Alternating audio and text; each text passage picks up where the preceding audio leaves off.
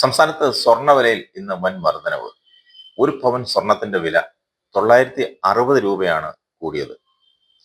ഇപ്പൊ ഒരു പവന്റെ വില എത്രയാണെന്നറിയോ? 61,840 രൂപ. ഈ മാസത്തെ ഏറ്റവും ഉയർന്ന സ്വർണ്ണ നിരക്കാണിത്. ഇന്ന് 1 ഗ്രാം 22 കാരറ്റ് സ്വർണത്തിന്റെ വില 7,730 രൂപയും 1 ഗ്രാം 24 കാരറ്റ് സ്വർണത്തിന്റെ വില 8,433 രൂപയുമായി. തുടർച്ചയായി മൂന്നാം ദിവസമാണ് സ്വർണ്ണവില വർദ്ധിക്കുന്നത്.